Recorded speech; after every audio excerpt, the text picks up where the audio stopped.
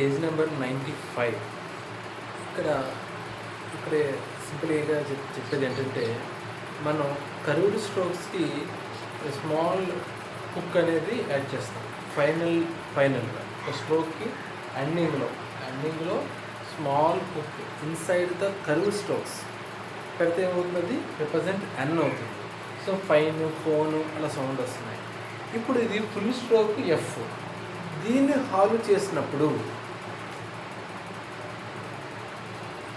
Hall చేసి ఎన్ hook పెట్టినప్పుడు ఇప్పుడేమవుతుంది, F తర్వాత ఎన్ను పలికిన తర్వాత అప్పుడు టీడీలు పలకండి అని చెప్తున్నారు. ఇక్కడ ఈ finally hooked stroke is hall to indicate following TD. Following అంటే ఆఫ్టర్ ఎన్ హుక్.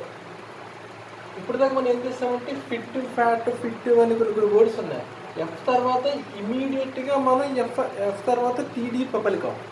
ఇప్పుడు అలా కాకుండా ఎన్ హుక్ కూడా పలికిన తర్వాత అప్పుడు టీడీ, ఫాలోయింగ్ టీడీ అని చెప్తున్నారు. ఇప్పుడు ఏమైంది, ఫైండ్, ఫౌండ్, ఎఫ్ఎన్, ఎఫ్ఎన్ తర్వాత డి, ఫౌండ్, మెంట్, ఎంఎన్, ఎన్ హుక్ తర్వాత following TD, meant, demand, mind. ప్రతి స్ట్రోక్ కూడా కర్వ్డ్ స్ట్రోక్స్ కానీ హాలు స్ట్రోక్స్ కానీ హుక్ని హాలు చేసినట్టయితే, స్ట్రోక్ని హాలు చేసి పెట్టినట్టయితే ఆ తర్వాత పలకండి. ఓపెన్ ఇలా రాస్తే అవుతుంది, ఓపెన్ అయింది. దీన్ని హాలు చేసాం. ఇక్కడ హాలు చేస్తే ఏమైంది, ఓపెన్డ్.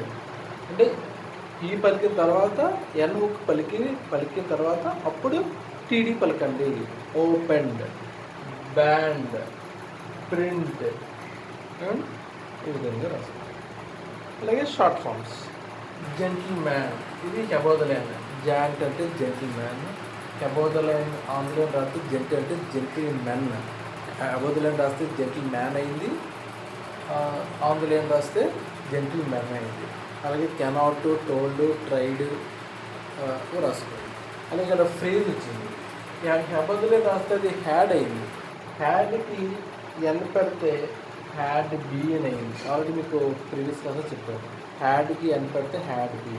ఇప్పుడు దీన్ని హాలు చేస్తే రాస్తే ఇక్కడ ఏమవుతుందంటే had not or do not అవుతుంది. హ్యాడ్ బదులైన హ్యాడ్ కదండి, హ్యాడ్ని హాలు చేస్తే, హాలు చేసి హెన్నుకు పెడితే ఏమవుతుంది, hadn't, had not or do ఆన్లైన్ వస్తుంది, హ్యాడ్ ఏమో బదులైన అవుతుంది. సో డూని హాలు చేస్తే ఇది కూడా ఏమైంది, ఇది కూడా బదులైన వచ్చింది. సో హ్యాడ్ నాట్కి డు నాట్కి ఒకటే స్ట్రోక్. డిడ్ అనేది ఏంటి, ఆన్లైన్ మీద రాస్తాం. డిడ్కి ఎన్నుకు పెడితే ఏమవుతుంది, డిడ్ నాట్.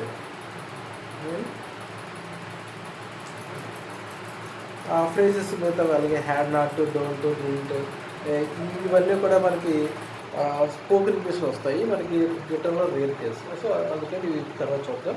ఇంతవరకు ఇవి ప్రాక్టీస్ చేయండి.